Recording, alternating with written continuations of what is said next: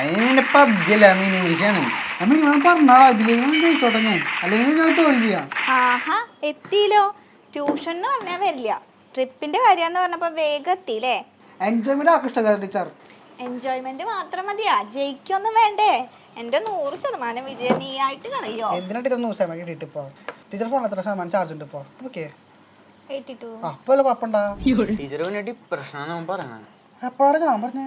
കണ്ട ഈ സ്റ്റെപ്പ് കയറി വരുമ്പോ പറഞ്ഞതാ, അതുവരെ മറന്നു. ശരിക്കും നിനക്ക് എന്താ ഡിപ്രഷൻ? ഞാൻ പഠിച്ചുകൊണ്ട് അവിടെ എത്തിട്ട് മറക്കാണ് ഞാൻ, എല്ലാം പഠിച്ചുകൊണ്ട് ഞാൻ അവിടെ എത്തുമ്പോ എല്ലാം മറക്കും ഞാൻ. എല്ലാം പഠിച്ചിട്ട് പോകുന്നു നീ. പഠിച്ചിട്ട് പോയി പൊട്ടുമ്പോഴല്ലേ പ്രശ്നം, പഠിക്കാണ്ട് പോയി പൊട്ടിയതിന് പ്രശ്നം ഉണ്ടാവില്ലല്ലോ, അപ്പൊ ഡിപ്രഷൻ ഉണ്ടാവില്ലല്ലോ. ശരിക്കും ഇതല്ലാതെ ഇവന് വേറെ എന്തേലും പ്രശ്നം ഉണ്ടോ? ഇല്ലാത്തായിട്ട് പ്രശ്നങ്ങളൊന്നുമില്ല. ഇപ്പൊ 2 തേപ്പും കൂടി കിട്ടി. ഈ മറവിയും വെച്ചിട്ടാണോ നീ പ്രേമിക്കാൻ നിക്കണത്? ഞാൻ കമ്പ്യൂട്ടർ ക്ലാസ്സിൽ പോണ്ടായിരുന്നു, അവിടെ ഒരു കൊച്ചുണ്ടായിരുന്നു, അവിടെ ഞാൻ പറഞ്ഞിട്ടത് അവള് നോ പറഞ്ഞു. എന്താണ് അവള് അങ്ങനെ പറഞ്ഞത്? അവൾക്ക് ഒരു ചക്കന്മാരെ ഇഷ്ടമെന്ന്, അതിനെ പോലെ പഴമൊഴി ചക്കന്മാരെ ഇഷ്ടമല്ലാന്ന്. എനിക്ക് വിഷമമായി.